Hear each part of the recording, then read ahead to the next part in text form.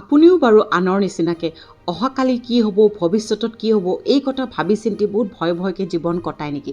তেন্তে এই কাহিনীটো শুনক। এবাৰ ভগৱান বিষ্ণুৱে তেওঁৰ বাহন গৰুৰ পক্ষীক লগত লৈ পেলাই শিৱ ভগৱানক লগ ধৰিবৰ কাৰণে কৈলাশ পৰ্বতৰ ফালে গতি কৰিলে। কৈলাশ পৰ্বতত তেখেতৰ শিৱ বাবাৰ লগত কিবা কাম আছিলে আৰু কৈলাশ পৰ্বত পোৱাৰ পিছত গৰুৰ পক্ষীয়ে বিষ্ণু ভগৱানক তেখেতৰ পিঠিৰ পৰা নমাই দিলে যাতে তেওঁ শিৱ ভগৱানক লগ পাব পাৰে। তো শিৱ ভগৱানক লগ পাবৰ কাৰণে বিষ্ণু ভগৱান নামি যোৱাৰ পিছত গৰুৰ পক্ষে কৈলাশ পৰ্বতৰ গুফাৰ বাহিৰত ইফালে সিফালে ঘূৰা ফিৰা কৰিবলৈ আৰম্ভ কৰিলে। যেতিয়ালৈকে বিষ্ণু ভগৱান নাহে তেওঁ বাহিৰত ৰখিবই লাগিব। গতিকে তেনেকৈ ঘূৰা ফিৰা কৰোঁতে গৰুৰ পক্ষীৰ দৃষ্টি এটা বৰ সুন্দৰ ধুনীয়া চৰাই এটাৰ ওপৰত গ'ল। ৰং বিৰঙী এটা সৰু চৰাই। সেই চৰাইটো দেখি গৰুৰ পক্ষীৰ মনত ভাবল, বাপৰে ভগৱানৰ কি সৃষ্টি, প্ৰকৃতিৰ কি সৃষ্টি, ইমান ধুনীয়া এটা চৰাই সৃষ্টি কৰিছে।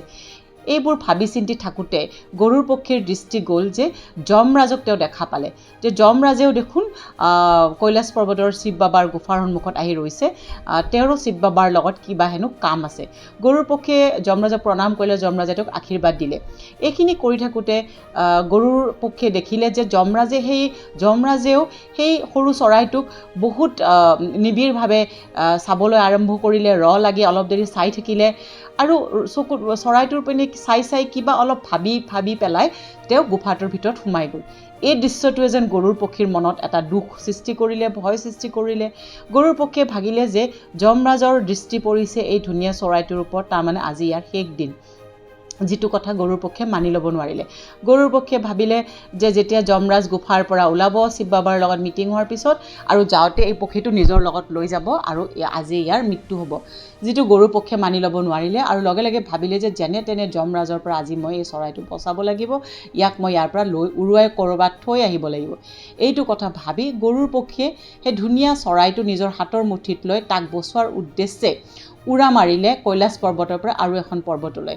তেওঁ সেইটো কৰিব গৈ গৰুৰ পক্ষীয়ে বহুত স্পীডত উৰিব পাৰে। তো বহুত স্পীডত উৰি গৈ পেলাই 10,000 কিলোমিটাৰতকৈও দূৰৰ এখন পৰ্বতত সুৰক্ষিত জেগাত সেই সৰু ধুনীয়া চৰাই পক্ষীটো থৈ আনন্দ মনেৰে আকৌ কৈলাশ পৰ্বতলৈ ঘূৰি আহিলে। তেওঁ ভাবিলে যে মই আজি এটা বৰ ভাল কাম কৰিলোঁ, আজি এটা মই জীৱক যমৰাজৰ পৰা বচালোঁ। ঠিক তেনেতে তেওঁ দেখালে যে যমৰাজ গুফাৰ পৰা ওলাইছে। যমৰাজক তেওঁ প্ৰণাম কৰিলে আৰু কৌতূহলবশতঃ যমৰাজক এটা প্ৰশ্ন সুধিলে যে যমৰাজ, আপুনি যেতিয়া গুফাত সোমাইছিলে এই বাহিৰত থকা চৰাইটোক আপুনি বহুত দেৰি চাই আহিছিলে, ইয়াৰ কাৰণ কি বাৰু যমৰাজ? তেতিয়া যমৰাজে মনত কৰি পেলাই ক'লে, হয়, সেই চৰাইটোক দেখি মোৰ আজি মনত পৰি গ'ল যে এই চৰাইটোৰতো অলপ পিছত মৃত্যু আছে, ইয়াৰ আজি শেষ দিন। কিন্তু ইয়াৰ মৃত্যু এই কৈলাশ পৰ্বতত লিখা নাই। ইয়াৰ মৃত্যু হ'ব লাগে ইয়াৰ পৰা 10,000 কিলোমিটাৰ দূৰত থকা এখন পাহাৰৰ ওপৰত, য'ত এই চৰাইটো বহি থাকিব আৰু তাত এডাল সাপ আহি পেলাই এই চৰাইটোক ভক্ষণ কৰিব।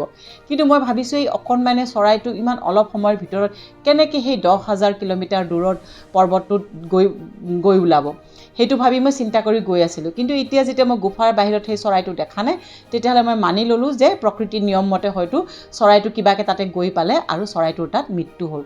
এই কথাটো শুনাৰ লগে লগে গৰুৰ পক্ষীৰ যেন ভৰিৰ তলৰ পৰা মাটি নাইকিয়া হৈ গ'ল আৰু তেওঁ বৰ দুখ পালে আৰু নিজকে ভাবিলে, হাই মই কি কাম কৰিলোঁ, মইহে চোন মৃত্যুৰ দুৱাৰদলিত থৈ আহিলোঁ।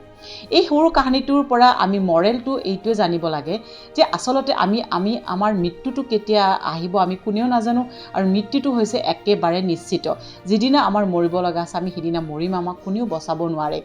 এই সত্যটো জানি যদি আমি প্ৰতিটো মুহূৰ্তকে আমি হাঁহি আনন্দৰে পাৰ কৰিব পাৰোঁ, এই প্ৰতিটো মুহূৰ্তক যদি আমি ভগৱানৰ আশীৰ্বাদ হিচাপে লৈ পাৰ কৰিব পাৰোঁ আৰু ভগৱানে যিমান দিন আমাৰ কাৰণে আমাক আনিছে আমি সিমান দিন ৰাখি আমি মিছাতেই ভাবি থাকোঁ যে চব বস্তু আমিয়ে কণ্ট্ৰল কৰিব পাৰোঁ। আচলতে তেনেকুৱা নহয়। আমিও এটা লিমিটেড সময়ৰ কাৰণে সেই পৃথিৱীত আহিছোঁ। গতিকে এই সত্যটো জানি আমি প্ৰতিটো মুহূৰ্ত আমি আনন্দেৰে কটাব লাগে। কালি কি হ'ব সেইটো কথা চিন্তা কৰি আমি আজিৰ বৰ্তমানটো আমি নষ্ট কৰিব নালাগে। গতিকে এই সৰু সৰু কাহিনীবিলাকে আমাক জীৱনত বহুত সাহস দিয়ে যে কেনেকৈ আমি সত্যটো উপলব্ধি কৰি আমি প্ৰতিটো মুহূৰ্ত আনন্দ মনেৰে যাতে কটাব পাৰোঁ। গতিকে ফ্ৰেণ্ডছ, এই কাহিনীটো আপোনালোকৰ কেনেকুৱা লাগিল? যদি ভাল লাগিল আপোনালোকে কাহিনীটো শ্বেয়াৰ কৰিব আৰু এনেকুৱা ধৰণৰ যদি আপোনালোকে কাহিনী আহি থকা দিনত শুনিব বিচাৰিছে তেন্তে মোৰ চেনেলটো ছাবস্ক্ৰাইব কৰিব আৰু শ্বেয়াৰ কৰিব। Thank you so' much for listening my video'.